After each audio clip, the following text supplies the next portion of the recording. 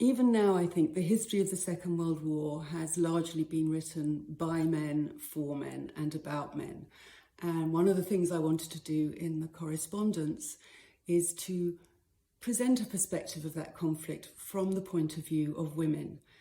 It tells the story of 6 female journalists who reported from the front lines of World War II. It tells the stories of how they came to be there, the kind of ambition and courage and drive it took for them to be in so dangerous a position. But it also tells the stories of the kinds of obstacles they had to face from a military bureaucracy who were absolutely convinced that a battle zone was no place for a woman to be. And so until the last months of the war, when the military finally conceded that women had a right to report with all the rights of privilege and access as their male peers, my 6 women were having to bend the rules, were having to duck and dive beneath the regulations, and often were getting far more interesting stories as a consequence. I can't tell you about them all.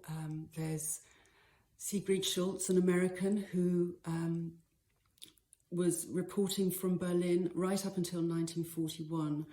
and who faced intimidation, death threats, arrest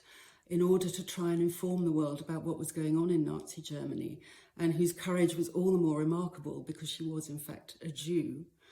There's Virginia Coles, who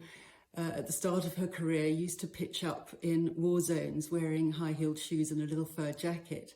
but whose remarkable glamour was also the source of some wonderful stories, like the time she was kidnapped for 3 days by a Soviet general who was so taken by her that he fed her champagne and Marxist ideology before he allowed her to escape.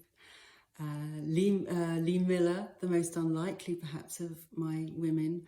who had been a Vogue model, a celebrity photographer before she became a war reporter, and whose reports and photographs from Dachau concentration camp are probably amongst the most harrowing that were ever published. Also Martha Gellhorn, fierce anti-fascist, who was so outraged that she wasn't allowed to join the 500 male journalists who crossed the Channel on D-Day in 1944 to report on the start of the liberation of France, that she just locked herself on board a hospital ship and rowed stowaway across the Channel. I wish in my book I had time to pay tribute to the extraordinary Italian women who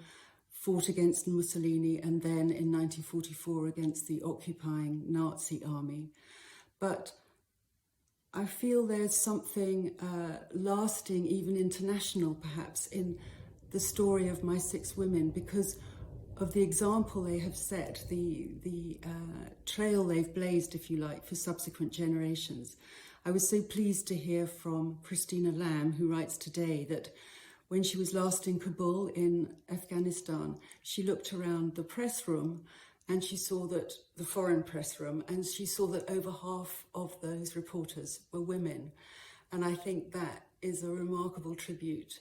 to my generation of World War II female correspondents, that they have achieved so much change in such short a time.